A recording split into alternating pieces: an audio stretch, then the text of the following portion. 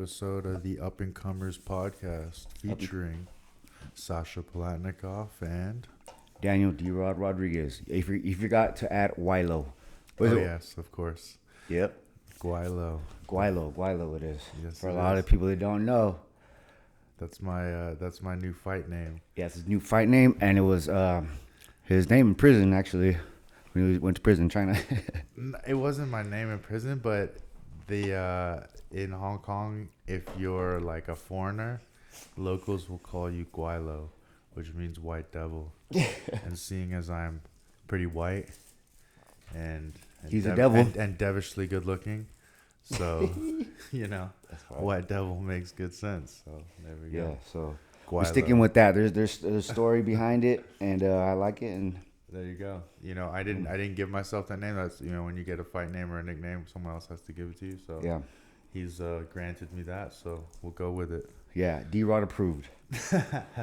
Here we go. So yeah, it's good to finally get this up and running. It's been Yeah. A lot of fans been we put out a little teaser, but this was before we got it all together. Finally, it took a while. We had to kind of jump through hoops just to do it on our own. So this is the first episode, 100% definitely on our own, Yeah. So that's something to be proud about because Unscripted. Unscripted. raw footage. We're going with the flow. Yeah. We got everything lined up though. We got everything hooked up. So I'm excited to finally put out an episode. I'm gonna be editing it when I'm out away getting shit Yeah. done. So it'll be good, and it'll be fun for you guys to tune in and let us know what you guys think. But yeah, basically we just kind of want to give you guys a little bit of intro on ourselves, and then just kind of let you guys know what to expect or what we're hoping and aiming for to achieve with this podcast. And then yeah, we can just talk about kind of what's been going on and what's gonna be going on, and then yeah, and we'll let you guys know what to tune into. What has been going on, bro? Oh, you fought this weekend, bro. That's right. Main event, Tough Enough right here in Las Vegas. I was lucky enough to be a part of it, bro. Yeah, took the fight on 10 days notice, short notice fight. It was my first main event, which was pretty cool here in Vegas as well, which was also very convenient and nice. And yeah, it was cool. Went out there versus Joshua Jones. Yeah, Joshua Jones, tough. Skilled vet from a veteran, kind of a veteran, you say? Yeah, No, I would say not too much of a veteran, but he's 17 pro fights. yeah. But Actually, knew him and his team. Actually, Gabe Green was in his corner. that's right. D-Rod beat. Yeah, his so teammate. Syndicate 2, those guys, zero. Yeah, I don't know the name of their gym, I don't know. but yeah, no, it was a good scrap. He was he brought the wrestling. I didn't really find too much problems in the stand up with him, but he did wrestle really good. I underestimated his ability to wrestle for sure, and he made it a little bit interesting, a little bit closer than I would have liked. But I felt comfortable throughout the fight. I didn't get hurt. And considering I took it on short notice, I was just happy to go out there and fight in front of a crowd. It was pretty fun. The atmosphere was actually pretty dope. For a show like that, I didn't think it would get so hype, but it was fun. I enjoyed it, and to go 3 rounds was pretty comfortable. No injuries, feeling pretty damn good about it. So yeah, it was good. The guy's got a lot of experience. You take a look at his record; he's fought good people. The guy's never really had to fight any scrubs. He's always fought good opposition. So I was happy with that. Happy with the challenge. Passed it. So yeah, on to the next one, man. On to the next fight, and I was happy. It was kind of cool to have that. Have Gabe Green versus D-Rod in the corners. It was pretty cool. So Hell yeah. it was good to get 2-0. Bring it back to the gym. Bring it back to Syndicate. Yeah. And yeah, no, it's it's just one of those things now. Just trying to stay active, just stay busy. But now after this fight, I'm heading over to the ranch. Yep, tomorrow. Yeah, heading tomorrow over to New Mexico and Ranch life, bro. gonna go help Cowboy any way I can, getting him ready for his fight, and then we'll see what happens after that. But yeah, fuck, just ready to get back into training and get Hell yeah, going man. again. I got some shit to do during the week, but I gotta stay out of Vegas. But I'll definitely be joining you guys later on, if not next week. Mm-hmm. Let's tell people about your experience at the BMF ranch, bro. Oh yeah, we already told them into that, but like coming back and then Cowboy re-signing this fight. You know, everybody knows up there, Albuquerque's got that elevation, so it's gonna be. I know every time I go out there, I get into fucking beast mode, bro. So I'm excited for you to get over there because it's like everything's there on the ranch. So for sure. Plus Cowboy does all the fun shit too. Exactly. So. Like last time I went out there, I feel like I was there and it was awesome. Got the training in. It was a little bit colder, but now it's gonna be warmer, so it's gonna be way more comfortable. Yeah. And you know, hopefully get to do some cool stuff. But for the most part, I just want to make sure I'm just right back into training. I don't even want to get lackadaisical or just like take any time off. I just want to get right back in and keep the ball rolling and just getting better. And if I can get better at the ranch, which I know I will, you know, I'm gonna do that. So with that opportunity, I'm gonna definitely take it and be a part. And just to have any part in a Cowboys fight in his camp is just you know, it's an honor. So I would love to be a part of it and just go through it with him and help him in any way that I can. Yep. Welcome to the BMF gang, homie. So there you go, gang. Yeah. So when I introduced Cowboy to homie Sasha, it actually kind of gotta be introduced to Cowboy and shit. He actually liked you, bro. So you got the D-Rod approval. You got the pre-screening, dog. You passed. You're my boy, though. Yeah, for sure. Yeah, I mean, D-Rod definitely made that connection happen when he like dropped my name and introduced me because, yeah, Cowboy's selective with who he hangs with, who he trains with. So, you know, it was cool. It was cool to get brought in and to finally, you know, get to train with him and spar with him. Oh, yeah. And just man, I gotta get out to the ranch. He's got what, 2 more fights? Yeah, 2 more fights left. We're gonna hell yeah, just to be a part of the next 2 would be epic. You know, get to his 50th. Yeah, historic, bro. It's gonna be historic. Definitely, that's like some legendary shit. So just to you know, get involved and be around that, I think is very cool. Hell yeah, bro. You know, it's a nice experience just to see like, and I mean, I'm a big fan. You know, just in general. So just it's surreal to me that I'm like in like as an adult, just like, oh shit, like I'm just hanging out with Cowboy. You know, it's just like, and I grew up watching him. You know. Hell yeah, that's how I feel every time, and we're boys. Like, you know, I've known him for a while already. Yeah. And been through many camps. Almost every camp he's had, I've been a part of, and shit. So happy to have you along, bro. The more the better, dog. You know. For sure. And, good vibes. You know, and all the time, bro. Yeah, it's just like, especially lake on the. I bet you guys are gonna be out on the lake. I gotta get back. I gotta get out there as soon as got my son's graduation. You know, visit the kids and stuff. You know, but yeah, D-Rod got that, and then he's got his show coming up. Oh yeah, June 4th. I'm planning a huge event for Tradecraft Farms, my sponsor. Doing a grand opening, and actually there's a mural going up by LA-based muralist or artist by the name of Vela. You know, he's been killing the game, and he's gonna do a mural of myself, and undefeated pro boxer Arnold Barboza Jr. And you know, we're gonna have that, and we got some low riders coming out, a bunch of weed vendors, food vendors. We got some live music going on. We got a band called by the name of the band Fresh. And they're gonna be bumping like some lowrider kind of style, like oldies kind of music. You know, they got a little bit of everything. You know, it's gonna be a lot going on that day. It's gonna be tight. For sure. Yep. You know, that's something if you guys are in the area. In the city of El Monte, California, June 4th. It's gonna be tight. For I'm still working on getting like more vendors, but we already got a lot coming. So anybody interested? Yeah, definitely. If you guys have any questions or want any, hit me up on Instagram. Hit up D-Rod on Instagram. Yeah. You know where to find him. It's gonna be lit for sure. Some of the artwork and some of the stuff that I see coming through D-Rod's connects and stuff, you're gonna definitely enjoy. It's some nice shit, and I'm sure the mural's gonna end up looking dope. So I'm looking forward. Yeah. To Plus, we're gonna do like giveaways and like prizes and stuff like that. So it's gonna be dope. Involved. Yeah, make sure. Food. Yeah, hit me up. Get some good food, smoke some weed, hear some good music. You know, get a taste of D-Rod's home. That's like basically that's D-Rod's hometown. Yeah, so come out, celebrate with us, just hang out. We're gonna be doing autograph signings, meet and greets. I think we're gonna have Jose Jones Zapela. He's gonna pull up. He's the homie, and yeah, we're trying to get it cracking. We're gonna have some promo guys. Taco God is gonna be there. We got a promo guy by the name of LA Baseball Head. Everybody knows him. He's pretty dope, and it's gonna be like a dope ass event, dog. It's gonna be tight. Pull up. It's gonna be dope. Pull up. It's unfortunate. I mean, who knows? Maybe I can even still come through. We'll see. But yeah, we'll see what's going on. And for those that are in the area, definitely you gotta go check it out. Tune in. Yeah.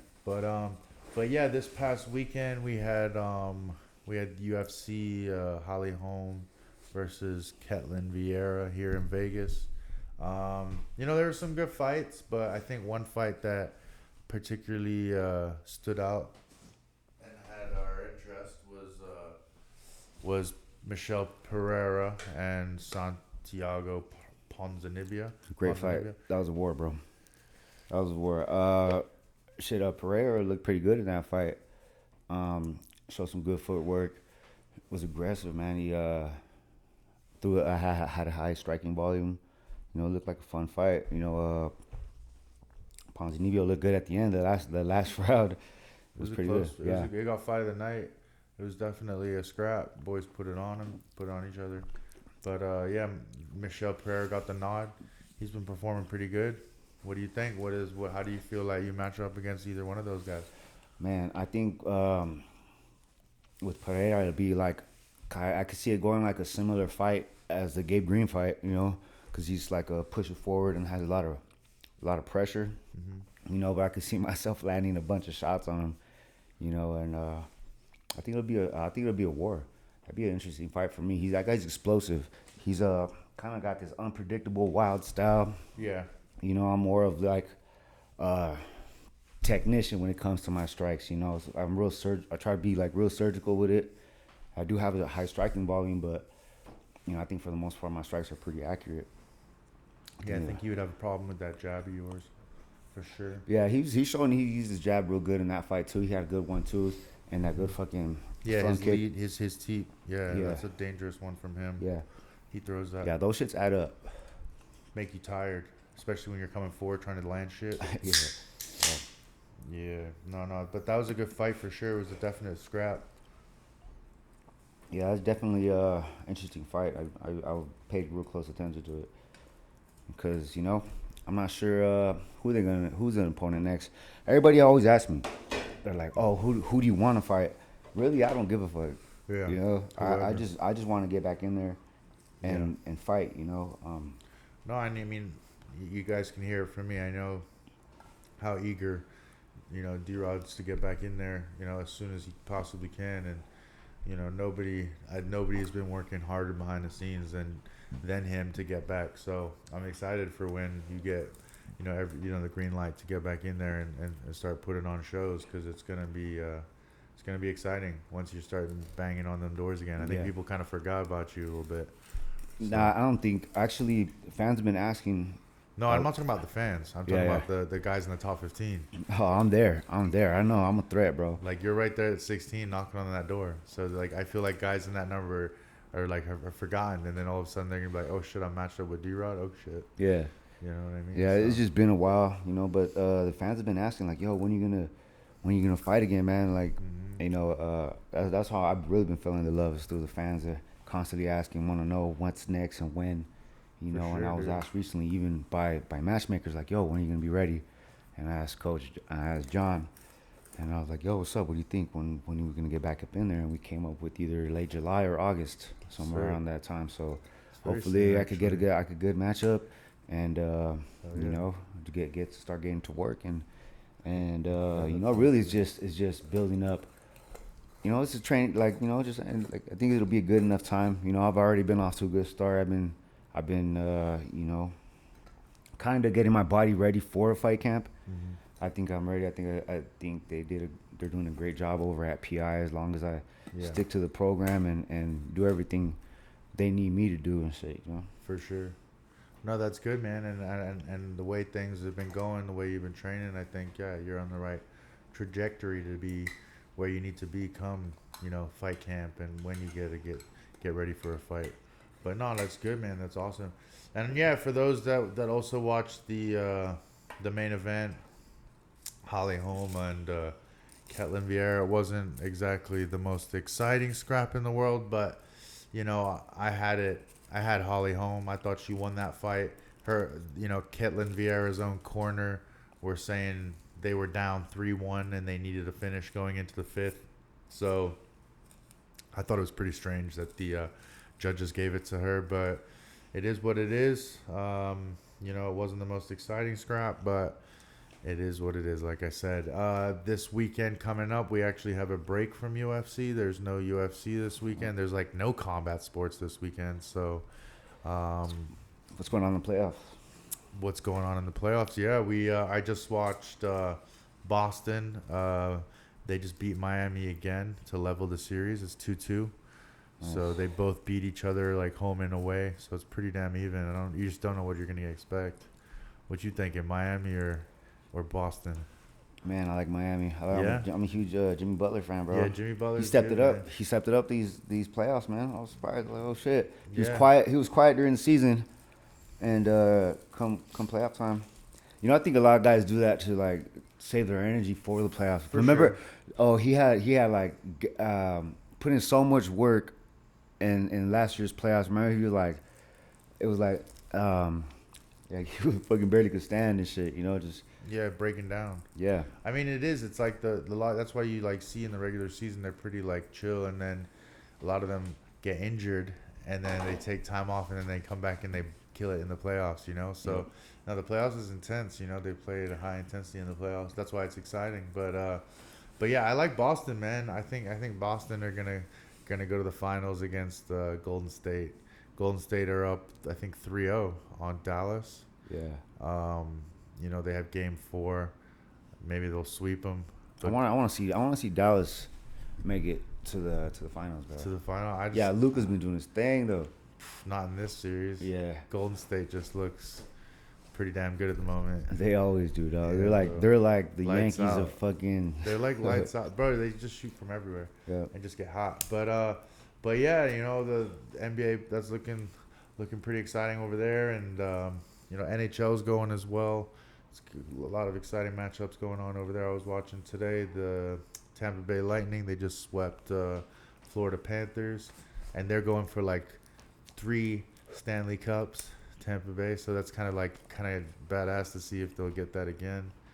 But yeah, man, like we had the Canelo Alvarez and Dimitri Bivol fight. Oh yeah. That happened a couple weekends ago. Yeah. I don't feel like that got talked about too much, but No, I didn't. I was fucking boxing at his finest, dude. Bivol's a name now, bro. Who does he put hands on Canelo? I don't want to say it, but that's what it is. bro, I mean, that's a draw because Rose Namajunas and Carla Esparza was so boring that Dana White started watching that fight instead. Yeah. So Yeah, actually, we were there. We could see the screen going. yeah, it's so funny. We were literally right there. But yeah, no, I mean, that's kind of cool to see. But a lot of people I seen like talking shit on Canelo, and I'm like, what the fuck? Like, he went up and fought a guy like bigger than him. That's what I respect about Canelo the most is that most fighters they'll stay in their division. Yeah. Like a real fighter, dog, like a real fucking true boxer. Yeah. Does what like all the legends do. The Like challenge. they rise in a weight class, and Canelo's his rise. Those weight classes are fucking. They're bigger dudes. So Hell yeah, it's fucking entertaining. It's a different animal when you're fighting these bigger guys for sure. That's why there's weight classes. And he's fighting the best in the fucking world. He's like climbing up to the fucking beat champions in their weight class. For sure. Gotta respect Canelo for You that. can't not respect him. He's a beast. He's so good. Like, it's crazy. So Yeah. I'm excited to see the rematch. I'm Man, sure. did they set a date for that? Pardon what? Did they set a date for that? I don't think they've set the date, but I think it's definitely happening. They're gonna do. I think that's the next one. Yeah. Um, How about Tyson Fury? How he look? He looked fucking like a beast. Do you think there's anybody ever gonna be able to beat him? I don't see him. I don't Right. see any humans that are as big as him and as technical as him. Yeah, That's the crazy he can thing. move for a big guy. That's the thing. He moves like a welterweight. You know, that big Yeah. at 6'9", or is he 6'7"? Like, 280 pounds. Bet you he hits hard as hell, bro. He hits hard as hell. You Yeah, said, yeah. oh my god, and it doesn't even look like it. But you get touched by a jab, I'm sure that shit hurts so much. Stiff as fuck. And he's so far away. Yeah. Like, how do you even get to his head? Like, and then you hit him in the body, and you know for sure, like, he's so padded. Like, you could just hit him as hard as you want with the biggest shot, and it's probably just like you don't feel it. You know, he got that body though, where he's got a little bit of body fat, so it absorbs it, dog. Exactly. It just absorbs. Exactly. So it's just like it's like he's so well protected, and then his head is so far away because of his arms and his footwork that is just like the ultimate. You know what I mean? And his height. How do you feel? What do you think about Francis Ngannou and him in a hybrid? Bro, boxing, what is it? Well, I feel like if Francis can survive one round of boxing with Tyson Fury, then Tyson Fury's fucked. Like, if Francis is allowed to throw leg kicks, or like, I don't know what the rule set might be. Yeah, but well, like, we did see Tyson Fury training MMA. He looked pretty good in MMA too. Yeah, as well. I mean, like hitting pads. With. But wait till Francis kicks your leg. It's kind of different. Like, when you've never really been kicked in the leg before. Like, I remember the first time I got kicked in the leg. That shit. What was the scenario? Like, what was the situation? Why'd you get kicked in the leg? I never used to kick in fights, bro. I'm like a boxing style. Yeah. You know, like so I remember growing up. You never really and I were like kicking for fucking pussies, or fucking only the Mexican fools kick. You know? That's a joke. Yeah, and so I grew up thinking like kicking for pussies until I got kicked. You know, I never got kicked until I first started training, and like that's when I got into like kicking and shit, you know. But before that, I was like when I started becoming a fan of MMA, I started throwing kicks on the bag and try to like mix up my strikes, and then I started getting better on my own. And then I wanted to start training and went into fucking it wasn't even sparring, it was practice. We were just drilling. Yeah, we were just doing drills and then you got hit and you're like, yeah, dude. And then I threw a fucking kick and he checked it. Like, that was the worst pain in the world. Those shits definitely, you have to build your fucking tolerance for sure. They're like, you see like all the training on kicking fucking banana trees. Shit, like that shit's real. You gotta like no, but the banana tree shit, like honestly, that's just like some Instagram. But stuff. you could rough it up just on the heavy bag itself. Yeah, you know, that's all you need is just smack the heavy bag 1 billion times, and your shit will go numb. The only thing is, I don't even grow hair right here no more, bro. Yeah, me too. There's spots. I have like 2 numb spots on both of my shins, bro. The funny thing was, like, I started in martial arts young and like was kicking stuff at a young age, but the sport that really made my shins tough as hell was rugby. Oh, For some reason, I would always get my shins messed up bro. playing rugby. Rugby will make you tough everywhere, bro. Yeah, that's true. It's definitely a sport that will keep you going. But yeah, no, like it was just a coincidence that I would always get smacked on my shins when I played rugby. And how long did you play rugby?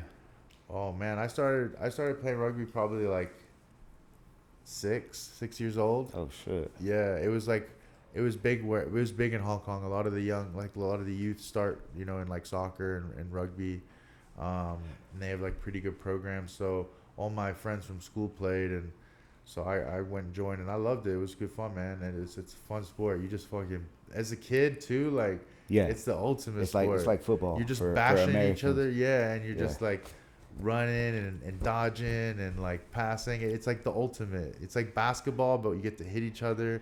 Yeah. And with a mix of football, you know, and you get to kick. It's fun, bro. So I grew up playing that, and then I was just on the side, like doing martial arts and just kind of scrapping on the street, you know, just because it was fun.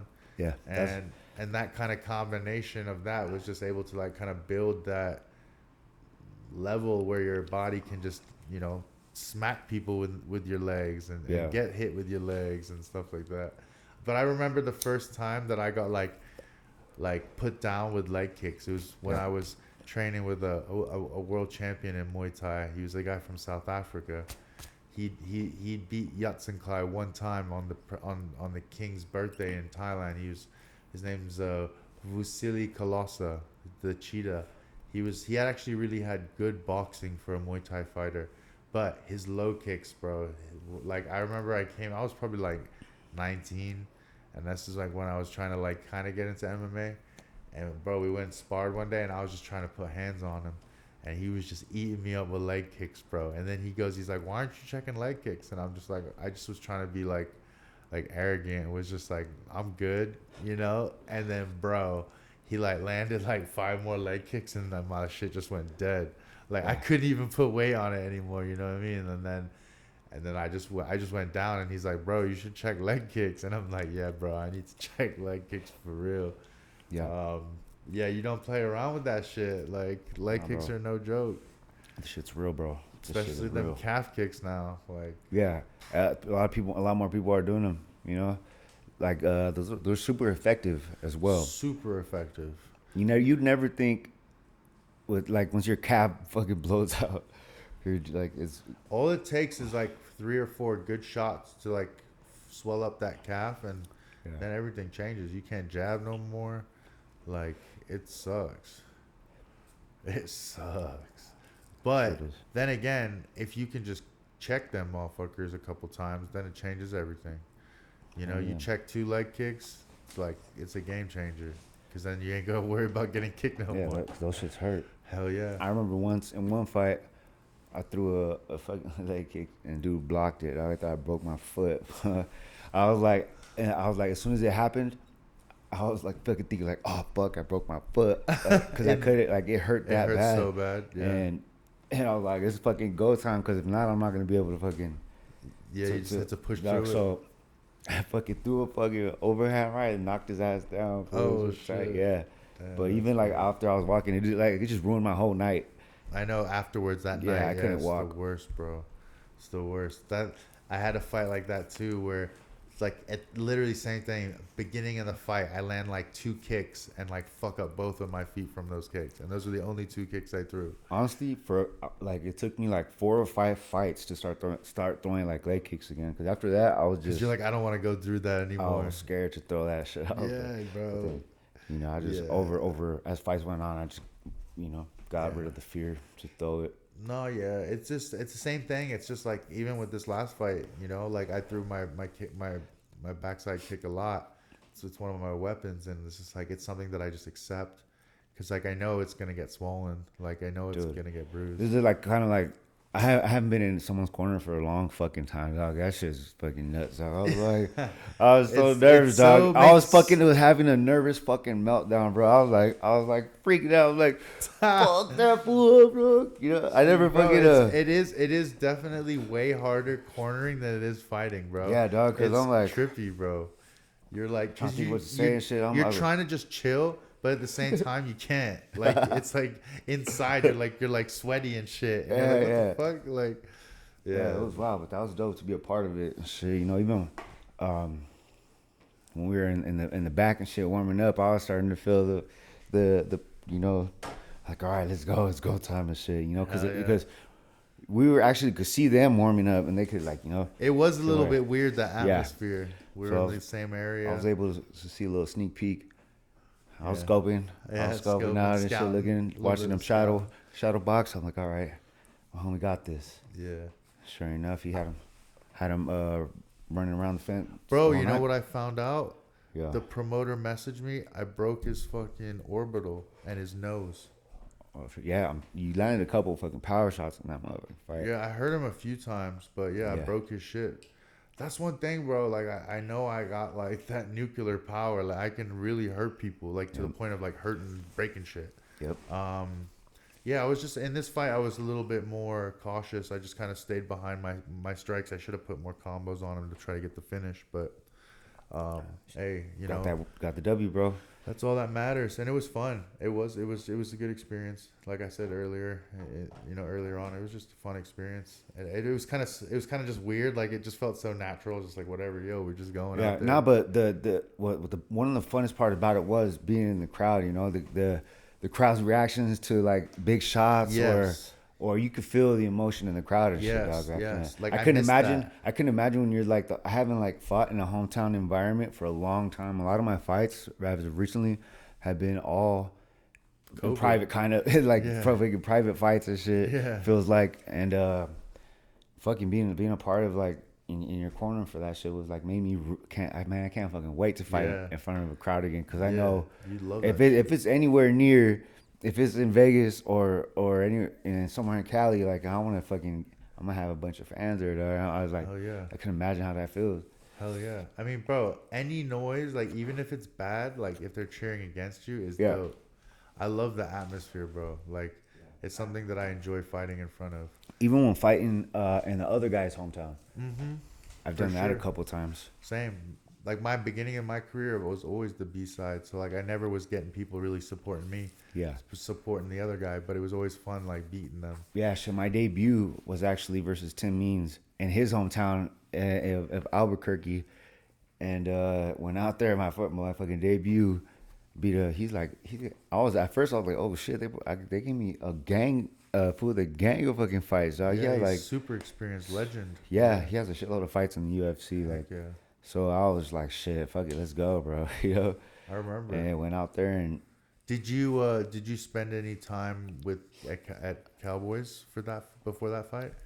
yeah, that was actually I was in preparation for another fight because I had fought in the Contender Series, and it was in the Contender Series where I started going to Cowboys. I think that's what kind of helped me get the fucking Contender Series fight. Is, you know, the fact that I was training over at the BMF ranch and with Cowboy and shit. You know, that just kind of comes with being with that. the process. Yeah, where it comes with being the homie. You know. Yeah, for sure. So shit, you want to get back? You know, Perks. yeah. And Hopefully one day. nah, dog, you 2-0, bro. No, I know. You Couple more. you stay ready for that short notice. You know those are always. You know you got it, dog. Yeah. Just like you've been. Homie's been you know, waiting for that short. Not just waiting. He's been working, grinding, staying ready. Yeah. That's You know? the thing. That's my new thing. That's like my whole thing now is just focusing on being ready always, just for anything that comes up. Hell yeah. 10-day short notice, boom. Two fights in 2 months, boom. Like we're just trying to bang them out while we can. Shit, and I'm ready too, dog. I'm already. I got my body's all tuned up. I ready learned from the best. This motherfucker banging out 6-1 in the UFC in like what 16 months. Yeah, Yeah, it was and then, 18 like, months. 18 months, and then you got 6 like and 1, and then you arguably. got Cowboy, the super specialist that just banging out fights. So I'm trying to get on that level of just trying to up my level of Yeah, dog. You know activity. the motto, anyone, anywhere, anytime, bro. Yes, we ready. that's it. Most of my That's fights, it. in the UFC, were all short notice, other than the Perry fight, and what ended up being the Parsons fight. Oh yeah, And then I took the Lee fight on 2 weeks notice. yeah, Something 2 like weeks, I that. think it was 2 weeks. Yeah, that was fun cornering you for that one. Hell yeah, I can't wait to get back in there, man. Hell yeah. I mean, do you even feel like you've made your UFC debut really yet? I feel like coming back. That's my real debut. Right? That's my Once you fight in front of a crowd. just fighting in general, you Just know, your it could next be fight. in a crowd or. But don't at you feel Apex. like because have you fought in front? Oh, I mean the Tim Means one was a crowd, right? Yeah. Yeah, so you have fought in front of an atmosphere in the UFC. Yeah, because like my go in the UFC was just like COVID, like even before UFC, it was like I fought in Dubai, and that was like COVID, So I hadn't fought since in a crowd in front of people since 2019 when I won my belt. That was like the last time. So can you imagine like 3 years Yeah, later, dog. like fuck, bro? I was like, this is what it's supposed to feel like again. Nah, that show's tight, bro. Yeah, I love it. It's definitely what I enjoy. Like it's such an important part of competing. It's like we're entertainers, like that's what we want. Crowds, like we feed off that shit. Some people don't like it, but personally, I really like it. It's something I enjoy. It's the energy thing. It is for sure. You know, it's crazy because we're in the center of with all the tension and all that energy towards the middle, bro. It's fucking intense. I remember even coming up in the pros, I fought at some pretty dope ass venues. There's nothing like the crowd. It's just that energy. I haven't felt For it in a sure. while, man. I'm pretty sure it adds to the. I kind of forgot the feeling, dog. It's been so. I still get the adrenaline rush, but there's nothing like the crowd. No, I agree. The crowd is dope. definitely something that I enjoy and I missed. So it's definitely something I'm looking forward to getting more into. And now that the world seems to be a little bit more open, we should get back to big shows with fans and stuff again. So I'm hoping no more bullshit, but we'll see. We'll see. So what's another thing what's another thing that you miss? You know, maybe it's not necessarily. Of course, I know you miss the fight, the feeling of winning or just putting a fool out. But I'm talking about like what's something of the fight game that you miss that maybe someone might not expect you to miss. Like maybe that's a little bit weird, or it's like, is there something that like a process of the fight or something that just you miss doing, or what is it that you miss? That's not something that people might expect. Shit, bro. I mean, just maybe just the feeling and knowing that I have something lined up. I just miss knowing that I'm gonna fucking go into battle, dog, because it turns me into a whole another fucking person. Like I work hard as it is, but there's just something about knowing Once it's booked, yeah, once it's signed, because then that motherfucker's in my head, bro. You know, living in there, and there's just nothing more that I want to do. That's all you're focusing Like on. I just fucking want to just work as much as possible. Like over the years I've kind of like just trained the wrong way, but now I'm trying to like get on older. I'm trying to have it more.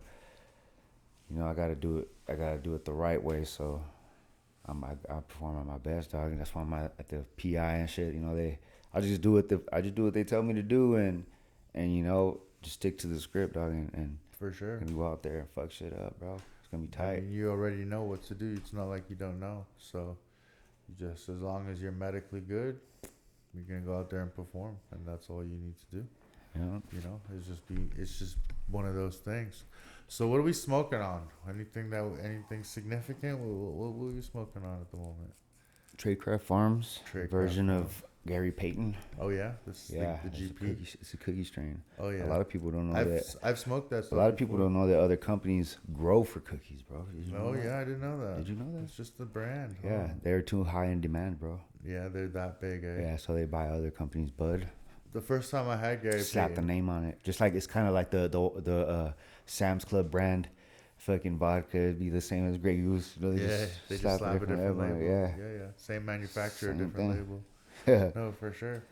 No, I mean I'm not surprised, but yeah, I feel like there's such a high demand for cookie stuff. It's popular, bro. Yeah. They did a great job. You know, marketing that shit. You know? Yeah, for sure. I went to the store. I was at the store today and looking at shorts and stuff, and I saw like all the cookie stuff. Yeah, that's pretty dope shit. It's not. I don't think there's any other brand that you would see a dispensary company selling like apparel like that in retail stores. Like I don't see that. So it's pretty impressive that they've tapped into that. So it's not really my style, but you know, it's all good. Speaking of style, like my sweatshirt. Who's gone wild? Gone wild. Nah, that's pretty dope. Probably next show.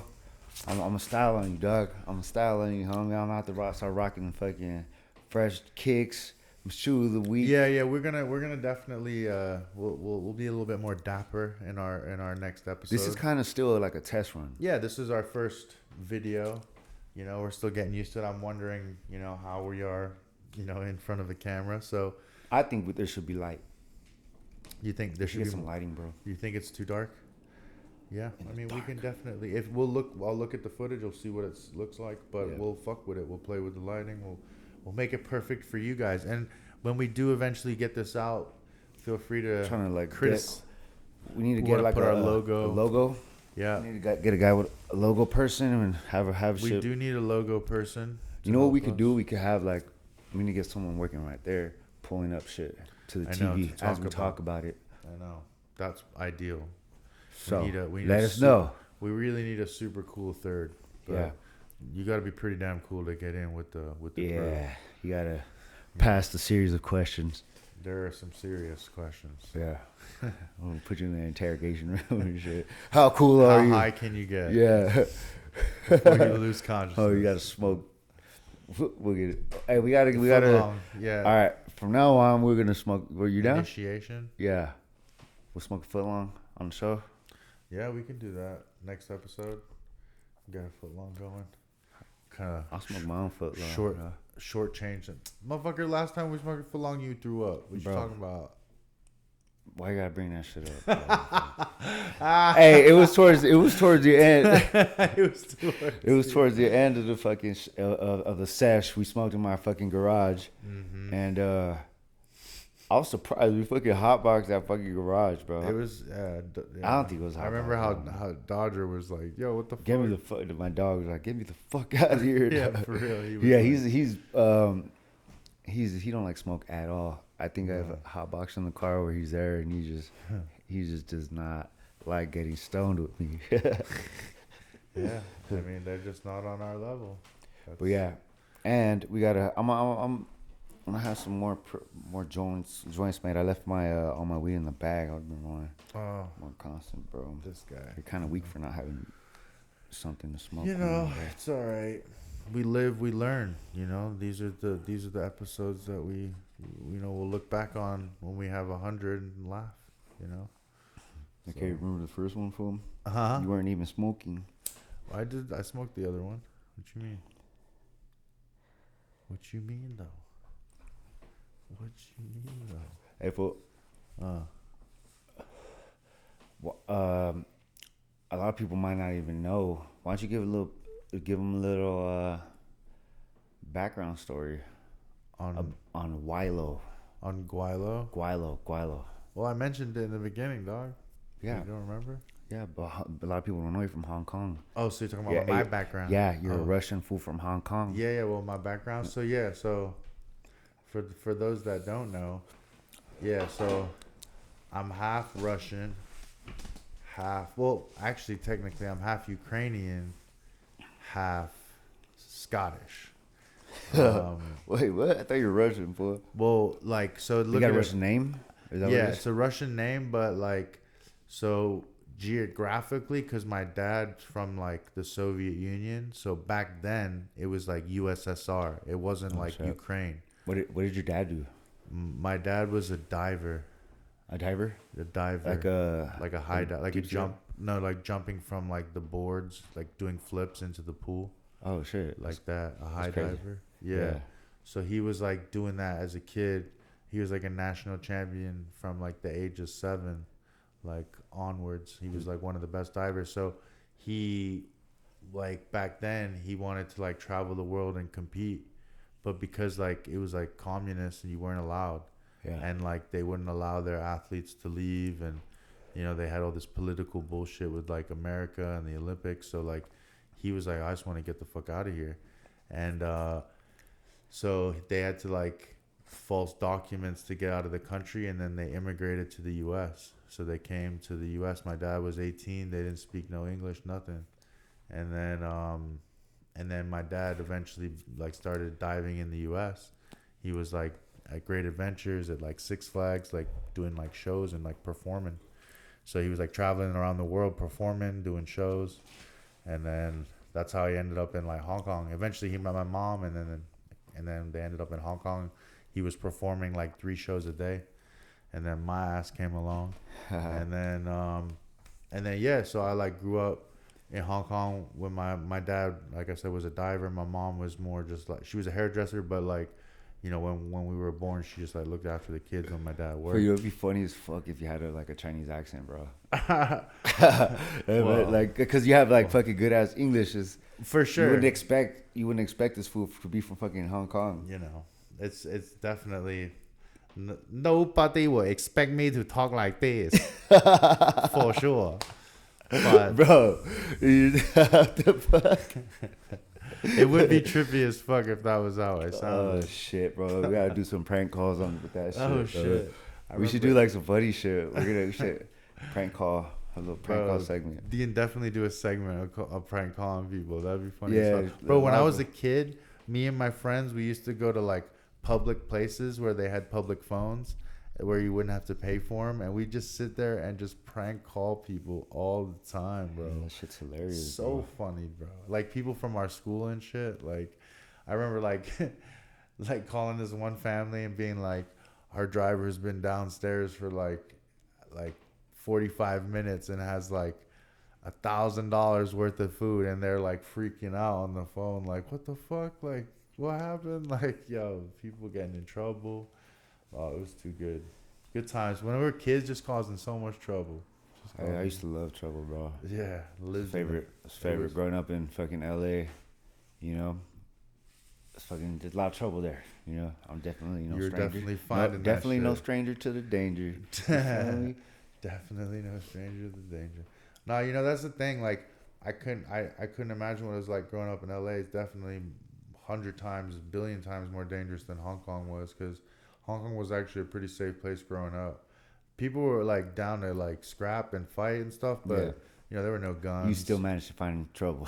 Oh yeah, there was you always still- trouble to be found. But like in regards to like your safety, you always felt safe because you just knew guns were not fucking around. Yeah. You know, it's always different playing field when you know guns aren't around. But when it's guns around, you don't fucking play that game. You know what I mean? Like, it's kind of scary. Shit gets real. Yeah, exactly, real quick. But yeah, no, it was a cool, interesting place to grow up. You know, and it's so crazy. Like, I grew up on the east, you grew up on the west. The East meets West. Yeah, East meets He's West. from the East Coast. Yeah. The Far East Coast, bro. Well, aren't you from the New York and shit, right? When you came to Yeah, so like when my family immigrated to the U.S., they immigrated to Brooklyn, and like my family's been there ever since. Like, they haven't gone anywhere else. They stayed in Brooklyn, Brighton Beach. If anyone knows Coney Island, Brighton Beach is like super Russian area. So that's like where my family immigrated to, and you know, that's where I spent a lot of time growing up. That's like how a lot of my influence in, like, that's why my accent, I guess, is the way it is, and my culture of like, I'm a huge New York fan. Like, I'm a huge Knicks fan. Unfortunately, I'm a huge Yankees fan. I gotta watch this shit. He's like, he always going. Everybody knows I'm Laker gang. He always going for the East Coast. Yeah, East Coast team. so, It's all good. Yeah. East meets West. Yeah, you know, Hey, his dog. Lakers suck. My Knicks suck. Hey, this so year it's didn't like, do so good. It was supposed to be the year. We had everybody, bro. Yeah, we had, exactly. They had no excuse. Yeah, we had We're- Russell we're Westbrook. just trash. Yeah, but, we had everybody. Anthony Davis, LeBron James. But Car- the we had- Yankees and the Dodgers Oh, are yeah. dope this year. Dodgers so, are killing it. So are the Yankees. Actually, Yankees have a better record. So It's gonna be interesting. Yeah. I'm a Laker. He's like Boston Celtics over fuck here. Boston. Yeah. No. I'm Fuck just Boston. talking about Boston. I'm just talking about the playoffs. I actually do not like Boston. But I think they are gonna go to the finals. But yeah, no, that was kind of like my reason. What age were you when you came down to First time coming to the U.S. to live? Oh, from, live from Hong Kong. To live. The first time I lived in the U.S. was in college. I was like 19.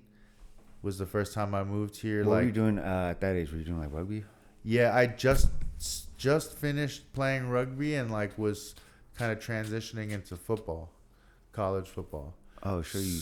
Yeah, so like when I came out to college to play rugby, and then I like got into like football. I transitioned. Like, the coaches were like, "Oh, you want to come play football?" And I was like, "All right, I'll try football." And then I got into football. It was pretty fun, but rugby's better in my opinion. More fun. Can do more shit. That's crazy. Like, were you already doing martial arts at that point? You know, at that time, like, I wasn't really training martial arts, but I was watching it, like following it, but I was not really, I was more focused in like, because at that time I was like, I've been a rugby professional making money playing rugby. And then I was like, oh, like I want to be a like NFL player. Like, so that was like the focus. And in my mind at the time, I was like, fighting. I was like, that's stupid. Like, I could be making like NFL money, you know? Yeah. Like, that was my mindset at the time. So, and then, you know, fast forward like a couple of years later, it's like, oh, this motherfucker's now in the MMA world. So, yeah, you know, so it was just that's tied to like, to know that like fucking you fucking could have been anything, right? there was, I mean, yeah, bro, like You're just an athlete. Yeah, like, I feel like that's what that was. I had the I think like I'm a natural athlete, but I was just never had the opportunities. But I was like sick at fucking basketball, prison ball. What's up? You know, I was just meant for something, because before I started getting in trouble, I was like, I was into sports. Like, I wasn't into video games or no shit like that. And I was just all into sports. Like we played when I was playing football. I played the quarterback. You know, I was real good at basketball. I was like, I had a real passion for basketball. So Yeah, yeah. I mean, that was kind of the same. I think, and that's what we get along is. I was the same way. Like, I never wanted to be at home. I just wanted to be playing sports with my friends, like every day. Yeah, You know? I would go get myself signed up at the park in the little leagues. I would like bring my mom home the papers, like, you know, like, Mom, I want to play baseball, Yeah, or I want to play basketball. that's dope. And That was the only thing that, like, as a kid, because like I knew how, like, because America as a kid, like I was growing up in Hong Kong, and I would like watch America from afar and just be like in awe. I'd be like, oh, so cool, like all the basketball like camps and like all the organized leagues and like all the stuff in America is so good, you know, like there's just so much. And Yeah. like, so I would be like in Hong Kong, and like Hong Kong like had some small leagues and like some things organized in the summer, but like nothing in comparison to like AAU ball and like all that crazy where kids are traveling around the country competing and stuff. And like I was like, oh, like that would be my dream, you know. And like it's so cool, like to see the opportunities that kids can get now, like in the US, like any sport, like you can do any sport and like literally like get an opportunity to represent your country.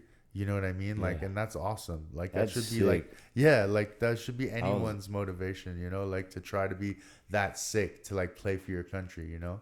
Yeah. So Olympics are it right Olympics there. or Imagine, world bro, like championships. your whole life is leading up to those moments and shit. You know. Hell yeah. And Yeah. it's like, it's like, I mean, that was what it was like for me as a kid. Like I wanted to be the first Hong Kong boxer in the Olympics, because they didn't have, no one had ever represented Hong Kong in the Olympics, Really? in combat sports, like in boxing or anything. So Interesting. I went out and I competed as an amateur and just smoked everyone, and they wouldn't let me represent Hong Kong because I didn't have Chinese blood. Oh man, that's cold blooded, fool. Right? But I was born there, raised there, and like for me to go and represent the UK or represent the US, like first of all, the competition is ridiculous. They're like, you're not Chinese. And I'm like, But I was what? born- I was like, I beat the you're like, shit but I out of was all born- the Chinese guys, and Yeah. then like, but then just because I don't have Chinese blood, I can't he's go. really Russian. So yeah, it was kind of a bummer, you know. And then yeah, so like that was because like when I was like late teens, I saw the opportunity, and I was like, oh, these guys are like, you know, going to the Olympics for boxing at like low weights and stuff. Yeah. And I'm like, well, there's no one like in the higher weights doing anything. So I was like, well, why don't I try to represent? And I went out there and just like smoked everyone, you know, like in my weight class. I did 3 weight classes, and as an amateur, and you know, and bro, I had no training as a boxer. Like I had no boxing experience. Yeah. Can you believe that? Like my experience in boxing was boxing competition. Like I would just watch videos, and my dad would hold pads for me. Yeah. Like, and my dad had no boxing experience, just like from watching. So Grew up watching Rocky.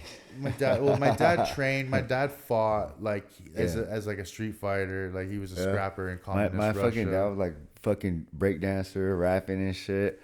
It was I grew up different. Like Yeah. I didn't box. I boxed. I grew up like going body punches with my homies, or like fighting in the juvenile halls and shit. That's like kind of my background and shit. You know, And so, fighting, yeah. yeah, everybody has like their own experience. Like so that's why it's real interesting for me to like meet all these new fighters and shit from everywhere, all over the world, and you're like, damn, you've been doing this shit your whole life, and it's like everybody's got their own stories that led up to this shit. You know, I feel like You know what? Also, like I now like that you mentioned this, and like looking back, but another thing that I feel like helped me, even though it wasn't like my intention, was when I was younger, I had a big mouth and I was really like down to fight.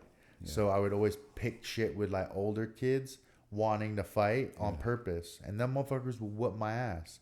But like I could always take it and like always want to come back for more. And I think because of that, like going through that, like elevated my like ability to like take shots and like weather pain and like go through that shit, you know? Yeah. Plus like karate and all that shit is like, it all adds up, and rugby. But it's like, yeah, it's so interesting when you say that. Like We should like try to get more fighters and find out like their early days. Yeah, you know? bro. Like a lot of people wouldn't know. Like I'm like LA hood shit, so I grew up like slap boxing with my homies, and since we were all like hood and shit, I used to make us like fucking do that shit. I used, like fool, like we could get jumped walking down the street. Like you got to know how to scrap, bro. Yeah, you know? yeah, for So sure. I was always the homie that was like, if we should be working out, getting bigger, fool, like you gotta fucking sock these fools up. Yeah, you gotta be ready for whatever. I was always encouraging that, and that's like I felt like it was like hood shit and gang fucking You were like activities. More in that, that yes, mentality, I was you had like, to be because I was on strong. some jail shit, bro. I was like trying to be stronger, dog. Like you never know when shit's gonna pop off, and especially like coming up, like on some hood shit, you can get popped, you get rolled up on walking down the street. I had a lot of enemies growing up, so that was my motivation to be ready for that. To be ready for that shit, and plus I used to go to jail a lot, like I said, so like I was always trying to work out every day, trying to be my best, strong and shit, because nobody wants to get it. I was crazy. I was crazy, dog. And I was always down. I was never really much of a talker, but I always like was ready to go. Like, well, what's up, then, homie? That's my. I'm gonna brand that. I'm gonna brand that. What's up, then, homie? What's up, then, homie? But yeah, it was just. That's my little background story, and then just the same in the LA County jail system. I've been through I kind of went through all the whole juvenile hall. Went from boot camps. I went to one time. I went to like a military style fucking boot camp. We had like army fatigues. We had to march and shit. We had to like do all kinds of shit, and they put us through. That'll make you disciplined. Yeah, they put me through some little military shit like bad boy camp. You know. Yeah. And and in there. It's fucking tough in there because everybody's a little badass right there. So, everybody talking and everybody's shit. younger, everybody's gang banging, and shit was popping off all the time. I remember there's this thing we used to fight. This way we used to fight without getting caught is in the restrooms. So there was counters in the restrooms, and what we would do actually is we would fucking sit on the floor and kind of like 50-50. Interlock with each other, sitting down on the floor, and then just fucking start throwing blows. So you guys be on the ground, start throwing blows. That's called leg locking. So when people say leg, it's funny how leg locking is like so popular in fucking jiu-jitsu. And I have a different version. That's my version of fucking. That's hilarious. Leg locking. You got the juvenile leg locking.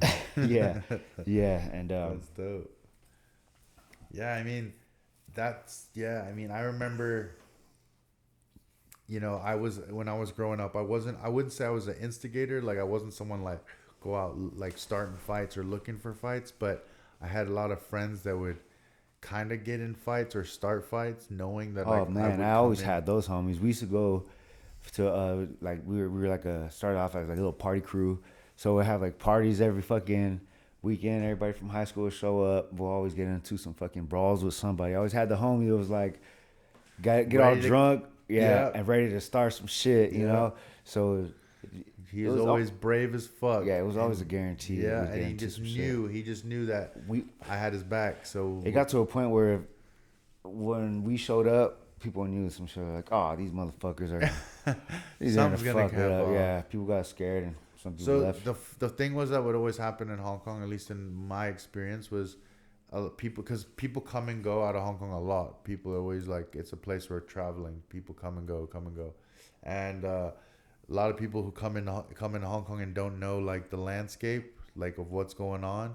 Maybe they come in and it's a weekend. They come in just for the weekend and they're going out when all the people are out, and then all of a sudden they're macking on the wrong girl, say something stupid or disrespect somebody, and then all of a sudden. They're on. Then they're getting smacked by me, like is Mr. Steal your girl? So like shit like that would happen a lot, like dumb shit, and of course when alcohol's involved and you're young and just fucking ready to just knock a motherfucker out, you know what I mean? So it was just like that growing up, a lot of scrapping in that regard, and a lot of people. It was funny, like a lot of people would get like into confrontations at school. And it'd be like, all right, McDonald Road. And McDonald Road is like a place where there's a basketball court. And you go out there and everyone after school would go to this basketball court. And just like, everyone would just go. And they're like, oh, these motherfuckers is fighting. And oh, these motherfuckers is fighting. It was like a fight card, You know, they'd be like, oh, these motherfuckers have beef, and then all these motherfuckers are gonna fight it out, and then this, so it'd be like 3 or 4 fights, like organized. Yeah, it would be like that, something similar, but in LA, we kind of do it with graffiti. Oh, So it'd kind of be like, we'll pick our fights. You know, I'll be like, slash this guy out, put my shit. Now we got beef. So that's how we did it in LA. So then whenever we ran into each other, it's like, what's up there? Before you cross me out, and then fucking we'll have beef. So a lot of times, like we used to be like cool. tagger shit back back in my tagger days. We used to have like, that's how we did it. Or if you had like a better graffiti, like you'd go over someone else's fucking piece. Yeah. And that's actually pretty cool. I didn't even know that. So that's how I used to kind of send the signal to my enemies and shit, you know. And sure enough, we'd run into each other like at the parties. And so if you guys are in LA and you see tons of graffiti everywhere, which is like for the most part, that's motherfuckers messaging each other like, let's fight. Yeah. or you can handle your beef, you know, through graffiti. Whoever's like, really, that's what it is. But like some people take it personal, you know. Yeah. And I was doing it with intention to, you know, start some shit. No, for sure. You know, that's cool. That's interesting. We'll definitely have to get more into like the graffiti culture on like further episodes, because that's something that even I'm like not super familiar with. Hong Kong has a pretty big graffiti culture too. It's worldwide, bro. Yeah, of course. I need to get back into it, bro. I need to start putting up my own fucking my D-Rod fucking your tag pieces. Yeah. Yeah, I've no experience graffitiing. I haven't done it in a while, bro. I gotta. You know, I do try to make the time. A quick SP tag. You know. You need a logo, bro. I mean, I have a logo, the SP. Yeah. You know, crisscross. But yeah, no, I definitely need to revamp it. Just like we need a logo for our company. Reach out, any logo makers, holler at your boy. But yeah, I mean, I think we just busted out a nice solid episode. Yo, Chatterbox. Yeah, you gonna ask me some questions, Dick? Huh? Oh, we'll save it for next episode. What Fine. are you talking about? We'll save it for next episode. Ask you any questions? I'm kidding. Back and forth. This guy Nancy Drew I'm kidding, over here. bro. You know, but no, we're gonna definitely be opening up more. That's the whole point of this podcast, is so you can. We're gonna have more weed next time. Definitely gonna have more weed, but yeah, we're gonna. So yeah, we didn't really discuss what we're trying to go with going forward, but we're trying to just give you guys a little bit more insight into what we are like, what we get up to, but at the same time, we're also trying to bring in some guests. Yeah. You know, and D-Rod's. We're gonna add some segments and shit, bro. Yeah. Actually, I am interested in fucking doing like a little cooking segment. You know, I everybody knows I smoke a shitload of weed. I smoke it so much and I have so much. And now I'm probably gonna start like experimenting with it. I want to get this magic butter thing, and you know, start making some cannabis infused fucking bomb ass food, bro. For sure, I'm excited. Maybe I'll fucking you know, roast you. A little bit. Yeah, I gotta tell a joke. One Sasha joke a week. Yeah. Last time it was American History X looking ass motherfucker. There you go. That was good. There you go. For this week, what I should do one right now. I mean, you already made fun of me on your story because I couldn't get, you know, the technique. Look, you call me a genius. I got it working. That's my boy Powder right there. Anybody That's so anybody ever seen the movie Powder? Looking right at it right here. Fucked up. Fucked up. Oh shit, bro. I had to do them. That's all right. It's as long as I you know, I don't see Powder throwing up after smoking the footlong J's. So, bro, when we edit this, we gotta pull up a fucking picture of Powder. Yeah. He's scary looking. I'm definitely way more attractive than that. I know, that's a guaylo, bro. That's a guaylo. For real. That's a guaylo. All right, y'all. Well, thanks for tuning in, and stay tuned for our next episode, which will probably air in the next couple weeks, closer to when the next UFC is going to be released, because we're taking a break from the UFC. But check us out on social media. See what we got coming up on our adventures, on our daily journeys. Sasha Palatnikov MMA and D-Rod motherfucking UFC. What's up? So yeah, Thanks for tune in. joining, everybody. Tune in next time. We're gonna add more to the show, and Yes, sir. you know, Up and comers. it's gonna grow, and we'll, you know, Yeah, more features with guests. We got interesting guests that we're gonna bring on. We're gonna have some cool segments. Cooking with D-Rod. Yep. You know, we're Chef gonna have D. some cool little segments with our fashion, our tips. Well, I think I should call it Taste the D. Yeah. Okay. That got weird. All right, well, I'm gonna work on that. I got weird. But real quick. But yeah, guys, Tasty just tune in for what we got coming up, and yeah, thanks for tuning in. Talk to you guys, listen to you guys, and see you guys soon. Yep. Peace. Peace out, y'all.